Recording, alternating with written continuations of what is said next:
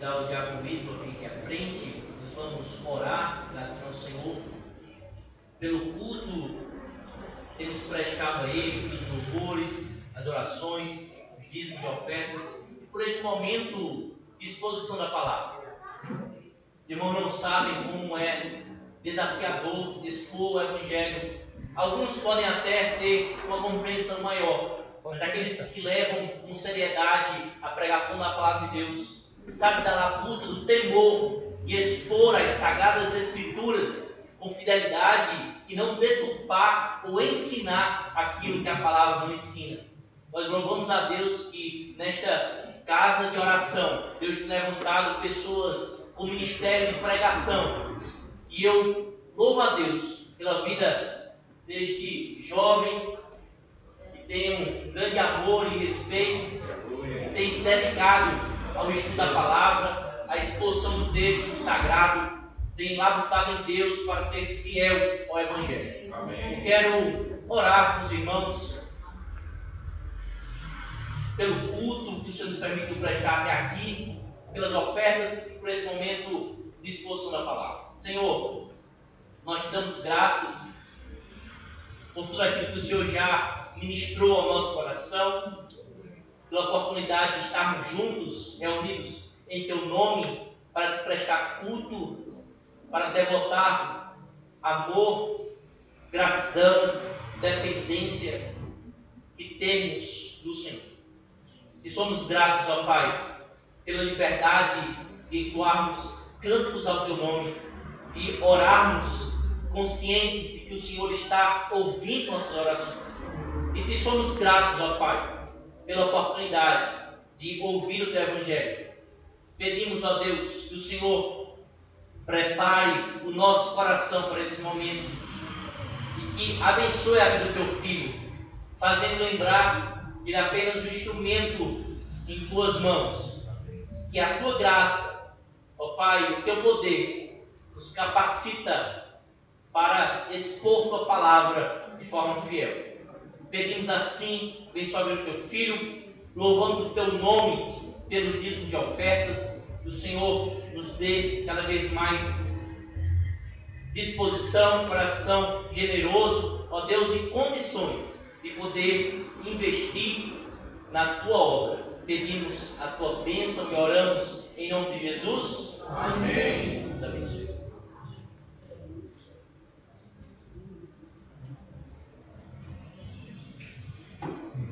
Amados irmãos, graças e paz do Senhor Jesus a todos. Amém? Amém. Louvado seja o Senhor. Espero que os irmãos estejam bem e louvamos a Deus por essa oportunidade de estarmos reunidos em torno da Sua palavra. É um desafio, irmãos, e é com grande temor e tremor que assim o fazemos. Eu peço que você abra a sua Bíblia, a carta que Paulo escreveu aos Gálatas, capítulo de número 5. Gálatas capítulo 5, nós leremos dos versos 16 até o 25. Gálatas 5, verso 16 até o 25. Essa mensagem que estaremos estudando hoje não é originariamente minha. A estrutura e a mensagem como um todo é de um pastor muito conhecido da igreja. Bênção de Deus, estará na Consciência Cristã semana que vem. Pastor conhecido como Pastor Antônio Alencar. Vocês não conhecem. Vai estar na Consciência Cristã, né, pastor? Talvez não para pregar ainda, mas vai estar uns dias lá. Amém. Pregaremos a palavra de Deus. O nosso desejo é ser fiel ao Evangelho de Jesus Cristo. Gálatas 5, a partir do verso 16. Amém? Amém. Diz assim a palavra de Deus. Digo, porém, andai no Espírito, jamais satisfareis a concupiscência da carne. Porque a carne milita contra o Espírito e o Espírito contra a carne, porque são opostos entre si, para que não façais o que porventura seja do vosso querer. Mas, se sois guiados pelo Espírito, não estáis sob a lei. Ora, as obras da carne são conhecidas e são prostituição, impureza, lascívia, idolatria, feitiçarias, inimizades, porfias, ciúmes, iras, discórdias, dissensões, facções, invejas, bebedices, glutonarias e coisas semelhantes a estas, a respeito das quais eu vos declaro, como já outrora vos preveni, que não herdarão o reino de Deus os que tais coisas praticam. Mas o fruto do Espírito é amor, alegria, paz, longanimidade, benignidade, bondade, fidelidade, mansidão, domínio próprio. Contra estas coisas não há lei. E os que são de Cristo Jesus crucificaram a carne com as suas paixões e concupiscências. Se vivemos no Espírito, andemos também no Espírito. Amém, irmãos? Vamos orar mais uma vez? Senhor, o Senhor nos conhece e sabe quão pequenos somos, incapazes de ministrar a Tua palavra. E é uma dependência do Teu Espírito, Pai. É reconhecendo nossa incapacidade e fragilidade. É com temor e tremor, Pai, que nós nos lançamos a essa tarefa de expor a Tua Escritura. Eu reconheço que não tenho nada de mim mesmo a oferecer. Mas a minha esperança, Pai, é que o Senhor suplante a mim mesmo, o Senhor me controle, o Senhor, por amor a Ti mesmo, por amor à Tua igreja, fale com meus irmãos nessa noite. Essa é a nossa esperança, Pai, que a Tua igreja seja edificada pela Tua palavra. Fala conosco, em nome de Jesus Cristo. Amém. Amados irmãos, a dinâmica da vida cristã, em grande parte, é motivada pelo crescimento. A vida cristã, o cristão busca esse crescimento. Na dinâmica do reino, da vida no reino, enquanto participantes do reino de Deus, não há lugar para a estagnação.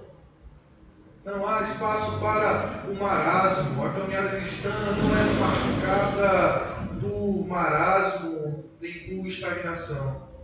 Mas o cristão é aquele que luta pelo crescimento, que busca se desenvolver e se aperfeiçoar. Ele não faz isso pelos seus próprios méritos, ele não tem qualquer padrão em si mesmo, mas o seu padrão e os méritos que lhe permitem assim viver é o próprio Senhor Jesus. A busca do cristão é dia após dia se parecer e se conformar ao seu Senhor. É ser mais semelhante a Cristo e viver como Cristo viveu e andar em suas pisaduras, seguir os seus caminhos. A verdade, irmãos, é que esse crescimento se dá em meio a lutas, em meio a guerras, em meio a batalhas. Fomos alcançados pela graça. Estávamos mortos em nossos delitos e pecados, mas o Espírito de Deus, o próprio Deus, veio até nós, tomou-nos pelas mãos e mortos como estávamos, fomos vivificados pelo seu Espírito.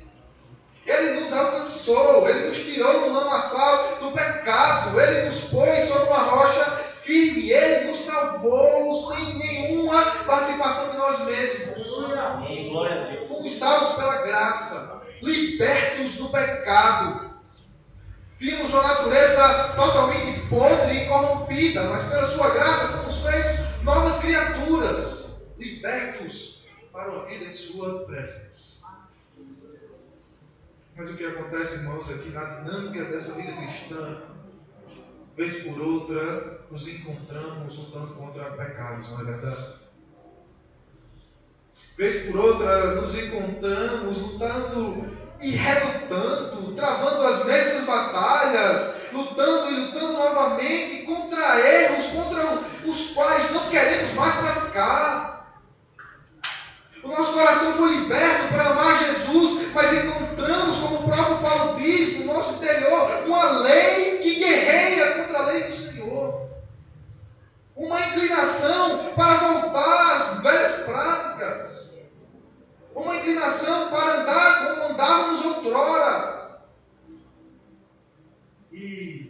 nos encontramos lutando e guerreando essas lutas contra os pecados que não mais desejamos cometer.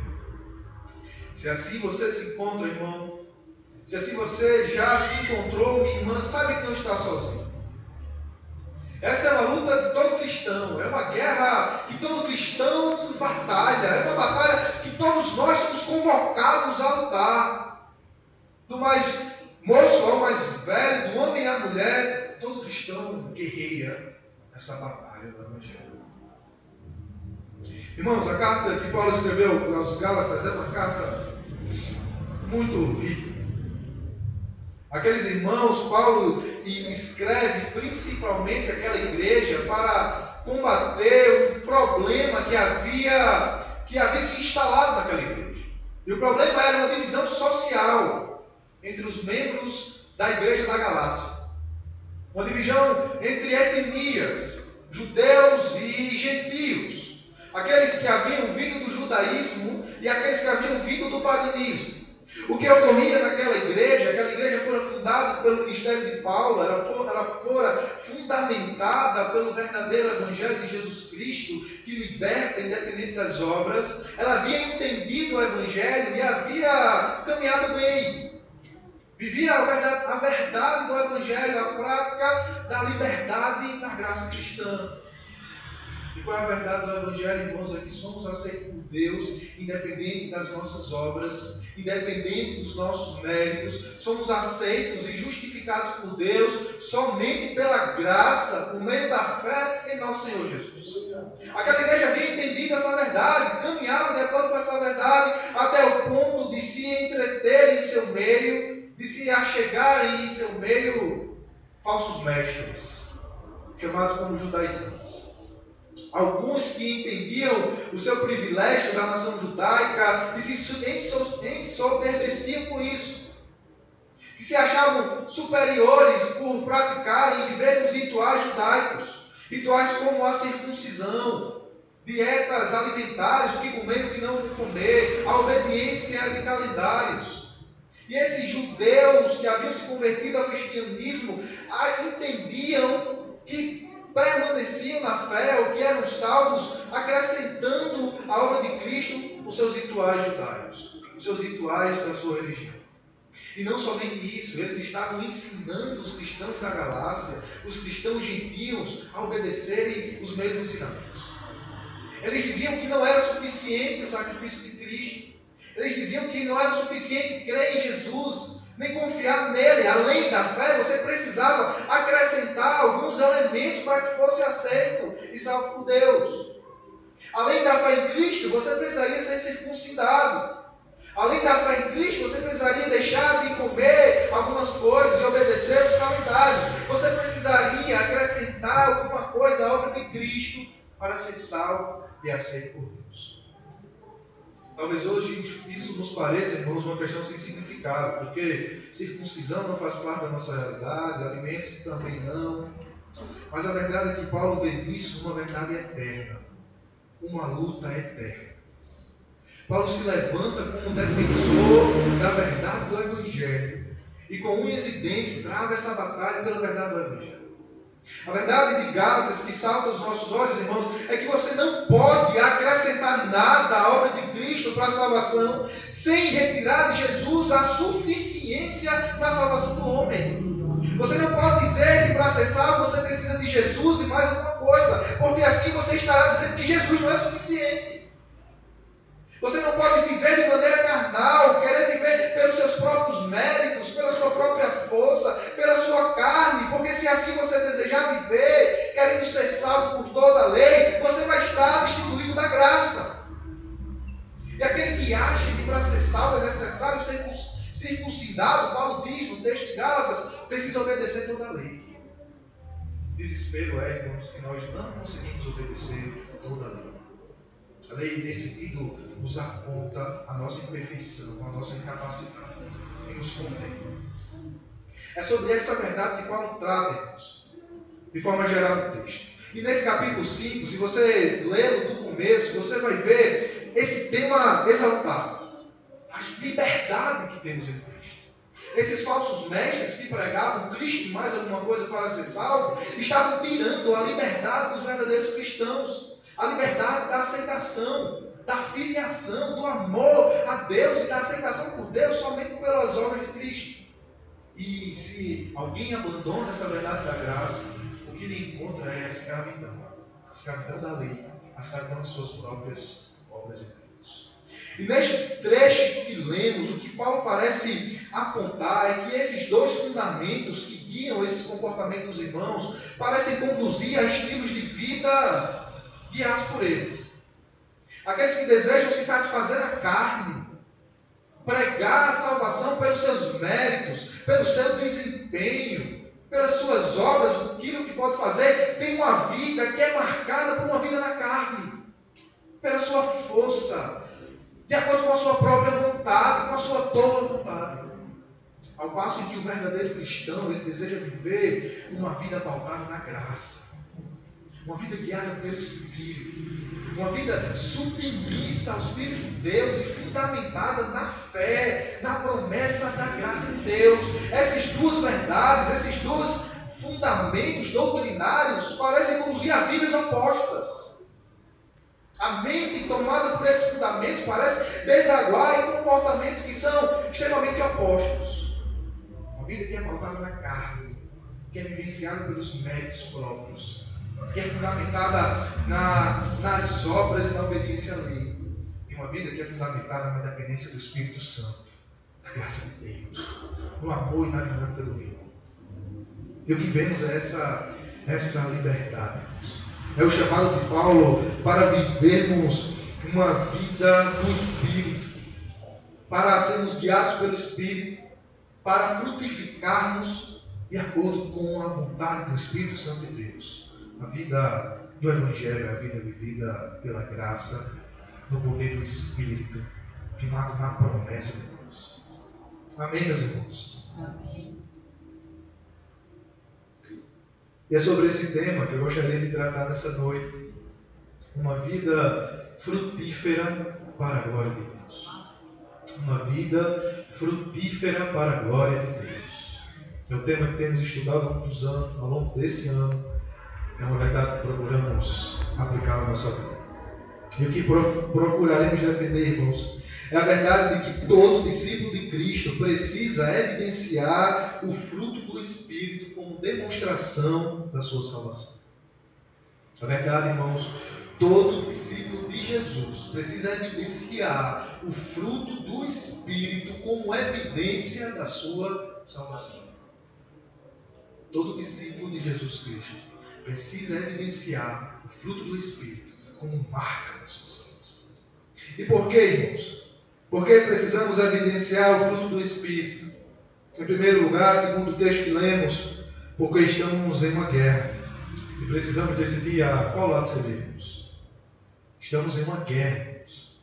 Precisamos decidir de que lado estamos. Leia comigo a partir do verso 16. Digo, porém, andai no Espírito, jamais satisfareis a concupiscência da carne. Porque a carne milita contra o Espírito, e o Espírito contra a carne, porque são opostos entre si. Para que não façais o que porventura seja do vosso querer, mas se sois guiados pelo Espírito, não estáis sob a lei. Irmãos, estamos em guerra. Vivenciamos uma luta travada em cada um dos nossos corações. Uma luta que envolve partes opostas, uma luta que envolve um objetivo em comum, uma luta que busca o controle de algo. Essas partes são a carne e o espírito. Esse objetivo é o controle do nosso coração. E essas duas forças que guerreiam dentro de nós, a carne e o espírito. O termo carne no original se refere, irmãos, à nossa natureza, ou à parte da nossa natureza que permanece em rebeldia à vontade de Deus, que permanece em busca do pecado. A verdade é que essa natureza, antes da nossa salvação, reinava absoluto. Nós tínhamos essa natureza totalmente corrupta, uma natureza como de porco. Vivíamos enlanuzados no pecado, só conseguíamos desobedecer a Deus. Vivíamos para a nossa própria vontade, de acordo com os nossos próprios desejos, para satisfazer as nossas próprias cobiças. Essa natureza reinava completamente em nossos corações e não queríamos nada senão a distância de Deus. Desobedecê-lo, não lhe levávamos em consideração, não o amávamos. Mas até que aprove a Deus aplicar a palavra da verdade em nosso coração, o Espírito Santo então passou a habitar em nosso meio. Nós fomos tratados, nós fomos purificados, nós fomos libertos dessa natureza podre e corrupta e fomos feitos nova criatura para a glória de Deus. Isso não veio de nós, isso foi dom de Deus. Essa é a dinâmica que acontece com cada um dos cristãos que foram habitados pelo Espírito. E agora, irmãos, o que temos quando olhamos dentro de nós são essas duas naturezas que guerreiam entre si. Uma parcela do nosso ser que ama o pecado, que deseja o pecado, que insiste em se rebelar contra Deus.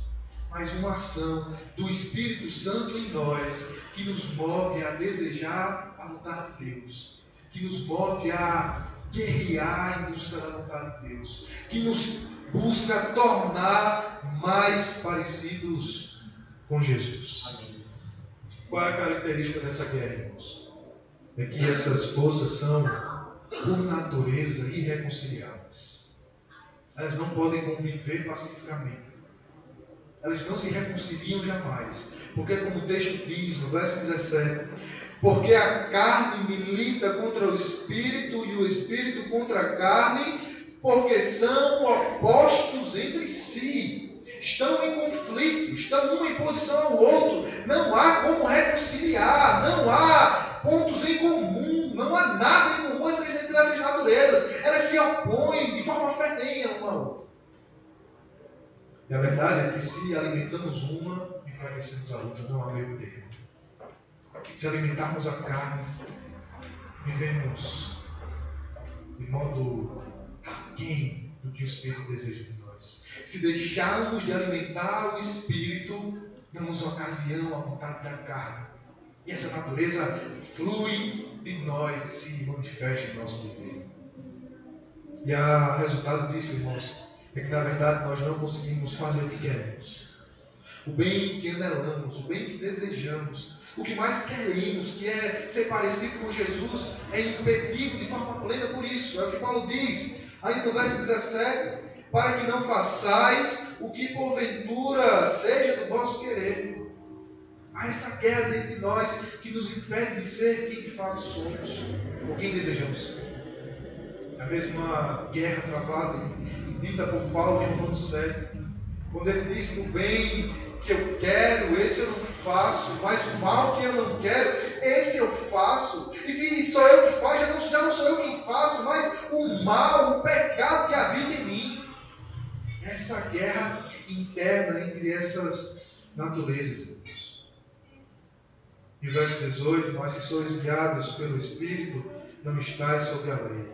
Se vocês vivem pelo Espírito, então não são mais guiados por essa natureza carnal, por essa inclinação para as obras da nossa velha natureza. E Paulo então nos exorta, irmãos, a andar no Espírito e a jamais satisfazer as naturezas da carne. Não há meio termo. Paulo nos exorta a andarmos, ou seja, a sermos controlados, a sermos guiados, a sermos cheios desse Espírito. Nessa guerra travada, amado irmão, nós somos chamados a viver na dependência do Espírito Santo de Deus, a alimentá-lo, a negar nós mesmos, a não dar ocasião à carne, a sermos fortalecidos, não por nossa própria força, mas pela força do Espírito Santo de Deus. Amém. Glória a Deus.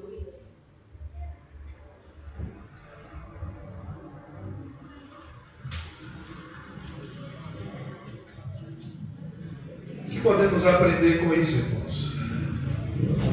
É que há essa guerra. Devemos estar preparados para essa guerra. tenha como real em sua vida. A vida da sua família, você encontra dentro de si desejos que buscam satisfazer a sua carne. Você é esposo que luta contra a natureza do velho homem, que luta contra os vícios, o ver o que não se pode, o falar o que não se deve. Você é jovem que luta consigo mesmo para fazer a vontade de Deus na escola ou na universidade.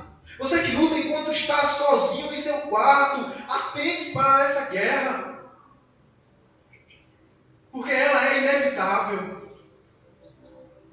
Esteja atento, ninguém vai para uma guerra desarmado, ninguém vai de peito aberto. Ninguém é louco de cair no campo de batalha sem nenhum armamento, despreparado, de forma negligente. Ninguém faz isso, irmãos. Ninguém então luta essa guerra, ninguém sai para esse campo de batalha, que é o campo de batalha do nosso coração, despreparado. Mas antes nos revestimos daquilo que pode nos dar força, daquilo que pode nos proteger, daquilo que pode nos livrar do mal e nos levar para perto de Jesus. Amém. Nos revistamos desse armamento que é o Espírito de Deus, alimentamos o Espírito, vivamos a dinâmica do reino. E essa é uma verdade. Precisamos estimar, buscar e valorizar o reino de Deus acima de todas as coisas, porque se assim não fizermos, não se engane, não há meio termo. Se não vivemos pelo reino e para o reino e guiado pelo reino, estaremos dando ocasião à carne. Nessa guerra não há aliança, não há acordo, não há bandeira branca, ou é uma coisa ou outra. Se você não se alimenta do reino de Deus, se você não vive a sua vida para o reino, se você não busca o Espírito Santo de Deus em tudo o que fizer, você estará de forma inexorável, de forma sem outro igual, dando lugar à carne. Não há neutralidade, irmãos. Nessa guerra não há um muro neutro, ou você está de um lado ou de outro. Se você não busca essa vida cheia do Espírito Santo, você estará dando lugar à carne. Olhe para dentro de si mesmo, veja se isso não é verdade. Lembre-se dos momentos nos quais você mais esteve aos pés da cruz de Cristo. Lembre-se dos momentos nos quais você mais se alegrou na presença de Deus, nos quais você viveu pelo Espírito Santo, se deleitando nele, amando a Deus. E veja se esses momentos não foram aqueles que você esteve mais envolvido com o reino, voltado para o reino, com as mentes, o corpo, com tudo, com todo o seu ser, voltado para a presença de Deus. Essa luta, irmãos, que precisamos travar, estar atentos pelo poder do Espírito Santo de Deus. Essa guerra não há meio termo, irmãos. Somos chamados a lutar pelo poder do Espírito Santo.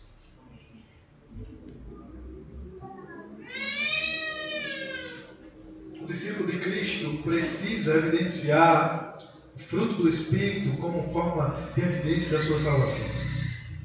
Por quê, irmãos? Porque precisamos evidenciar o fruto do Espírito. Em primeiro lugar, porque estamos em guerra. Em segundo lugar, porque as obras da carne evidenciam o juízo de Deus. Porque precisamos evidenciar o fruto do Espírito, porque as obras da carne evidenciam o juízo de Deus. Olha o que o texto diz, versículo 19.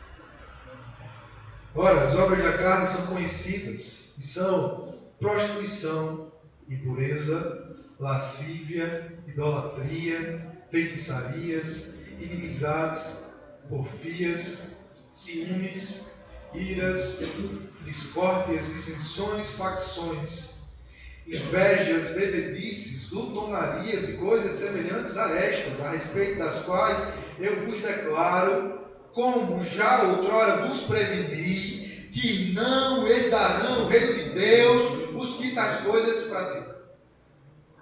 Veja bem, essas obras da carne são conhecidas. Paulo disse.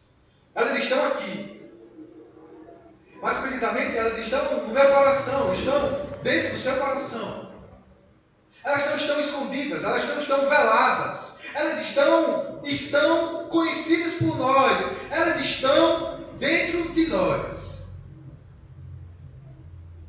Estão e fazem parte dessa natureza não redimida, desse aspecto, desse desejo para o pecado. E quais obras são essas, Deus? Paulo diz, em primeiro lugar, impureza, imoralidade e lascívia. O primeiro grupo de obras da carne se refere à sexualidade pecaminosa do homem. A imoralidade, ou seja, a prostituição, se refere à relação sexual entre pessoas que não são casadas, ao desvio do propósito de Deus para o exercício sadio da sexualidade, que é um casamento entre um homem e uma mulher. De modo que aquele que pratica relações sexuais fora do padrão de Deus vive pela carne. Impureza, ou seja, práticas sexuais não naturais. E lascívia, que é uma sexualidade descontrolada. É a falta de controle pelos apetites e instintos sexuais. No primeiro grupo, Paulo revela essas obras ligadas à sexualidade, as obras da carne. Ele usa dois termos, então, para referir ao segundo grupo que está ligado à prática da religião, que é idolatria e feitiçaria. Esses termos se referem às práticas religiosas ocultas e pagãs. A prática da idolatria, a prática de substituir Deus por alguma outra divindade. E a feitiçaria, que é a tentativa de falsificar a obra do Espírito. Em terceiro lugar, Paulo estabelece algumas características que estão relacionadas ao relacionamento entre pessoas, sentimentos e ações decorrentes desses sentimentos. Ele fala sobre inimizade, que é uma atitude de hostilidade, de raiva, atitude antagônica e oposta contra outras pessoas. Ele fala sobre porfias, que é ser polêmico e é gostar de provocar brigas. Esses que assim vivem na carne, provocando brigas, amando a discórdia, a torta e a direita. Ciúmes, que é um zelo e uma energia motivada por um ego distorcido, que se vê como o centro de todas as coisas e que quer tudo e toda a atenção para si mesmo. Iras, que são explosões de raiva, discórdias, um termo relativo à competitividade, a motivação voltada para o próprio eu. Só quer saber de si, quer tudo para si, ser competitivo, a fim de ser sempre o primeiro lugar. Dissensões, que são desunião, divisão entre pessoas. Pessoas que se dividem uns aos outros, que são causas de rachaduras, que não são como pontes, que não são pacificadores com o caráter das bem-aventuranças, mas que amam a divisão e que satisfazem isso. Facções, seja grupos partidários e rivais, que mancham o crescimento de tantas igrejas. Inveja, que é a cobiça e o desejo pelo que o outro tem. É a satisfação por que temos e o desejo pelo que o outro tem. Então, Paulo termina sua lista de obras da carne citando dois termos relacionados ao abuso de substâncias, ou seja, bebedices e glutonarias, que é o vício em substâncias e coisas que levam uma pessoa à busca do prazer, sejam entorpecentes, sejam comidas ou tudo aquilo que nos tira desse controle. Qual é o problema disso, irmãos? Que, como dissemos, as obras da carne revelam o juízo de Deus. É o que Paulo diz no verso 21.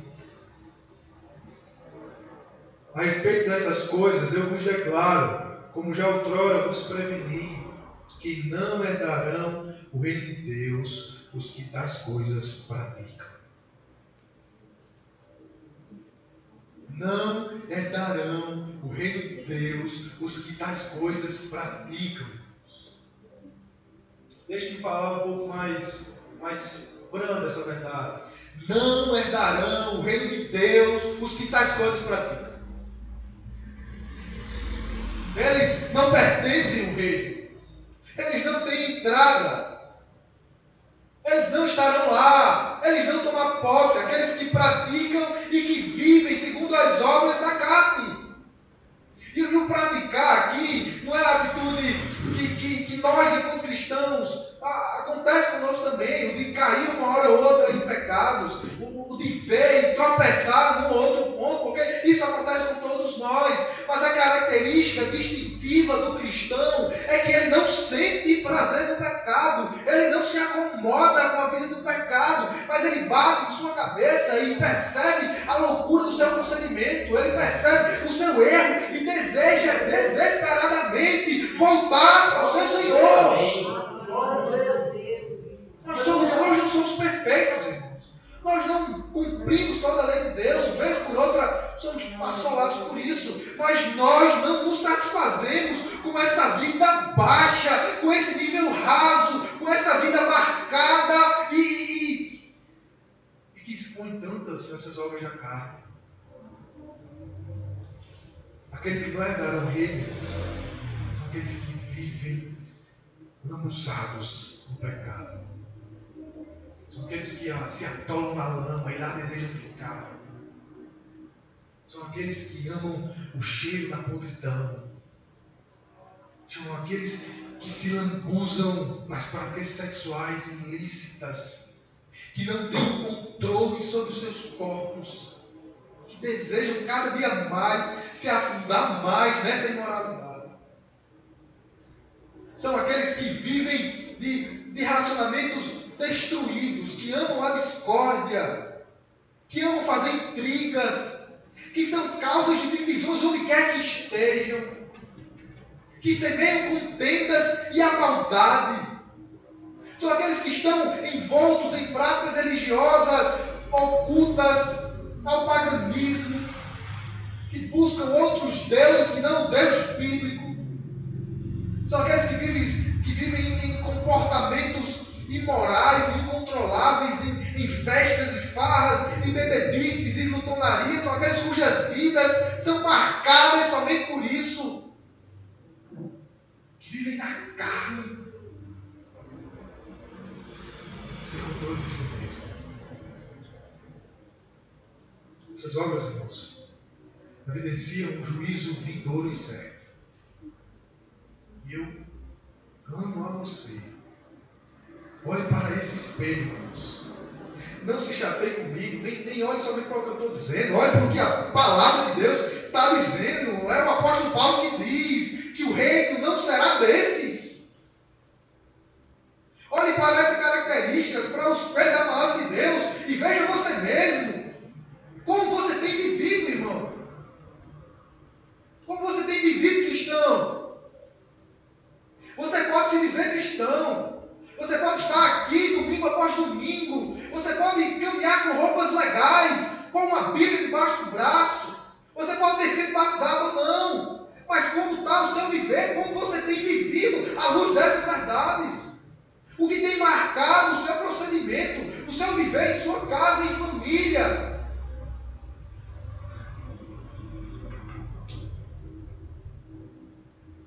Não é da unha de Deus, que vivem, são marcados por essas coisas. Haverá juízo para isso, Deus. Haverá juízo para mim e para vocês. E assim nós estivemos vivendo e fomos marcados por isso. Se eu e vocês fomos marcados por isso, irmãos, então estamos como naquela visão de Jonathan Edwards, no seu sermão, Pecadores na mão de Deus jurado. Estamos naquela visão andando sobre um chão de vidro em cima do inferno. Ponto a quebrar e a cair a qualquer momento, porque esse juízo virá.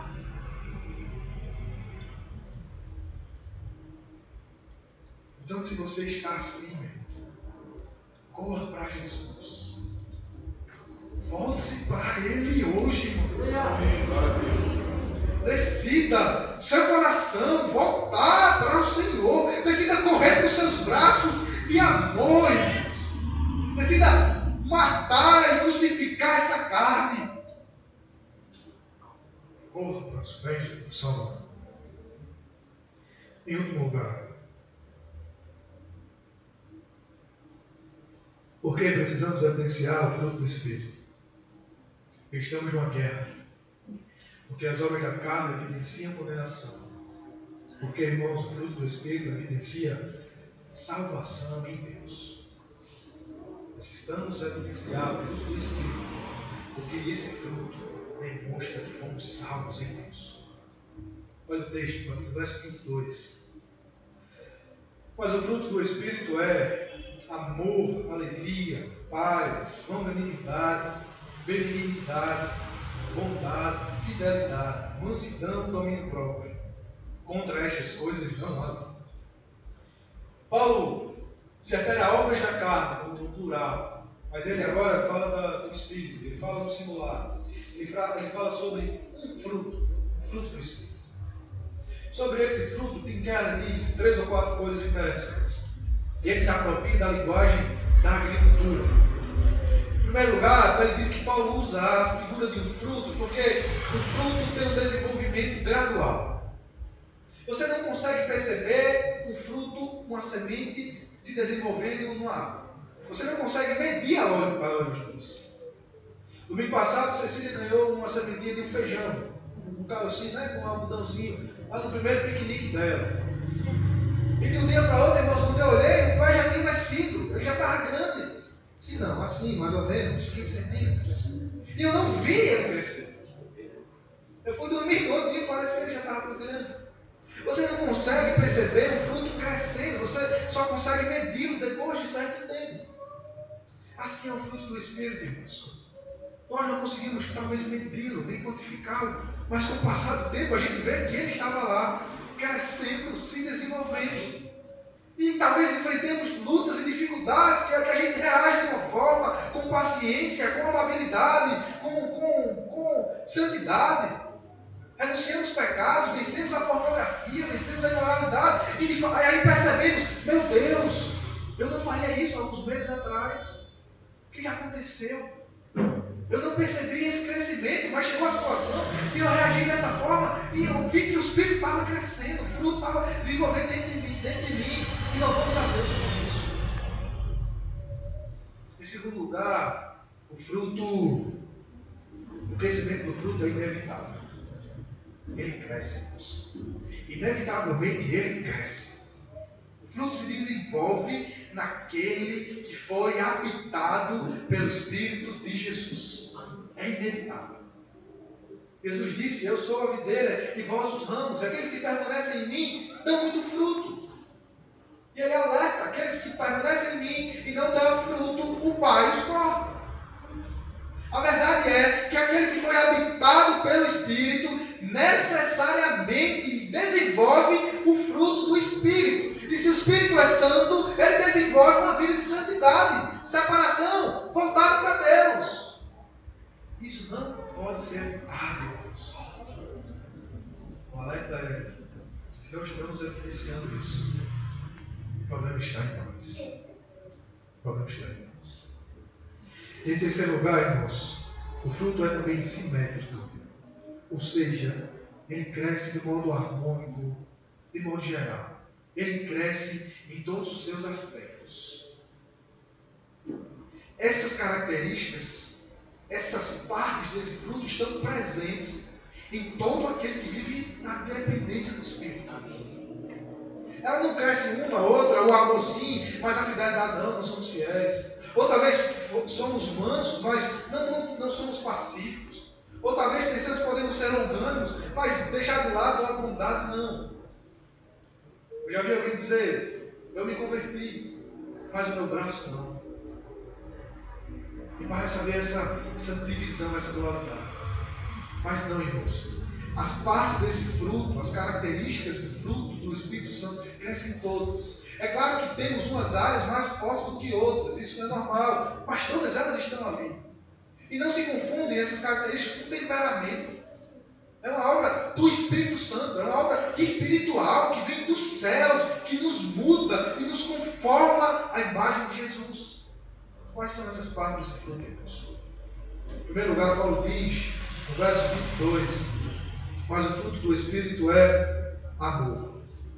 Amor é o servir uma pessoa para o bem dela e pelo valor que ela tem.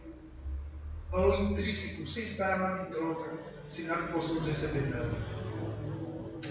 Alegria é o deleite em Deus, também pela sua própria natureza, por ser quem Ele é, e não espera nada em troca dele.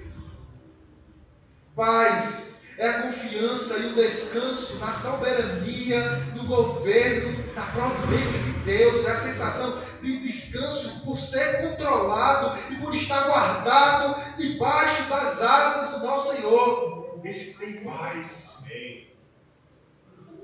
Longanimidade ou paciência é a capacidade de enfrentar problemas sem perder o controle e sem responder à torta e à direita. É a capacidade de ser centrado pelo Espírito Santo de Deus. Benignidade é a capacidade de servir ao próximo de maneira prática e de modo a me tornar sensível. Isso provém de uma profunda segurança interior. Bondade é ser a mesma pessoa em qualquer situação, é ser íntegro, ao invés de um impostor e hipócrita, que se revela de modo diferente, de acordo com situações diferentes, a fim de obter favor para si mesmo. Íntegro e bom é aquele que é o que é, independente das situações ou das circunstâncias. Fidelidade é a qualidade de quem é plenamente confiável e fiel à própria palavra. Mansidão é aquele que é dominado, que sabe que não tem direito próprio, mas que vive para fazer a vontade de um que é Senhor seu, que é o nosso Deus Todo-Poderoso. E domínio próprio, irmãos, é a capacidade de colocar o importante acima do urgente, em vez de ser sempre impulsivo ou descontrolado. Aquele que tem domínio próprio, aquele cujo Espírito lhe dá essa graça de ser dominado, de se dominar. Irmãos, essas são as características que são necessárias a todo cristão. Essas evidências, essas partes do fruto do Espírito Santo, que precisam ser uma realidade na minha vida e na sua. Não podemos viver de migalhas. Não podemos nos contentar com nada além disso. Não podemos nos comparar uns aos outros, nem nos contentar com um baixo padrão de vida espiritual, com religiosidade formal e somente aparente, com o exterior, com o que as pessoas acham de nós. Esse fruto, ele tem raízes internas do nosso coração. Eles devem estar dentro de nós e satisfazer e nos encher por completo. Isso ao pastor, à liderança da igreja e a todos os irmãos que aqui estão. Você não pode se contentar com um baixo padrão. Você não pode se confiar somente na espiritualidade do seu esposo ou da sua esposa, na espiritualidade dos seus pais ou do seu líder. Você precisa viver essa realidade, a realidade do reino de Deus, o ser controlado pelo Espírito de Deus. Isso é para mim e é para você também. Isso é para todos nós, irmão. Isso é para cada um de nós. E por fim, irmãos, os que são de Cristo Jesus crucificaram a carne com as suas paixões e concupiscências. Se vivemos no Espírito, andemos também no Espírito. Como podemos viver no Espírito, irmãos? Dessa forma. Sabendo que pertencemos a Jesus, crucificando a nossa carne dia após dia. A ideia é que alguém que pega essa sua natureza corrompida, essa parte do seu ser, não justificado, inclinado ao pecado, pega essa roupa velha e tira de si, pega consigo um martelo e 2 pregos e crucifica na cruz dia após dia. E olha lá, ela morrer, ela ser vencida,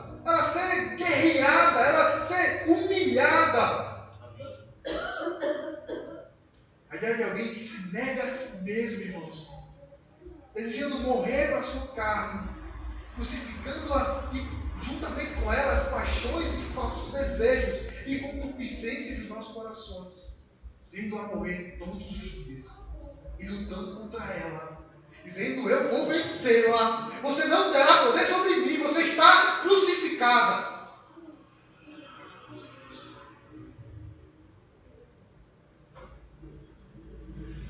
Não, irmãos, o crescimento cristão envolve essa guerra, envolve essa luta. Precisamos viver, demonstrar o fruto do Espírito Santo. Esse é um chamado para mim e para você, crucificar a nossa carne. Curve sua cabeça e vamos orar em nome de Jesus.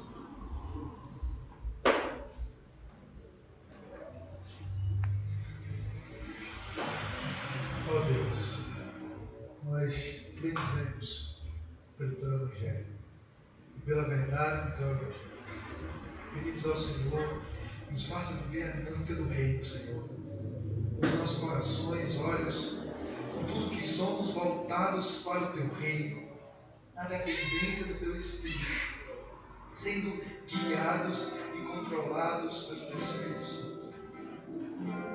Nos ajuda nessa guerra, Pai, que travamos. Nos ajuda a lutar contra a nossa carne, a crucificá-la todos os dias, Senhor. A resistir até o ponto de jorrar sangue de nós, a negarmos a nós mesmos e a negarmos tudo aquilo que nos impede de fazer a Tua vontade. Mas enche-nos do Teu Espírito Santo nessa noite, Senhor. A minha vida, a vida de cada um dos meus irmãos, a vida da Tua igreja, derrama do Teu Espírito Santo sobre nós, ó Pai. Nós te rogamos. Vem sobre nós, ó Deus, e nos controla, ó Espírito Santo de Deus. Controla o nosso ser. Nos faz viver essa vida frutífera para a glória do Teu nome. Nos faz apreciar o fruto dessa tentação.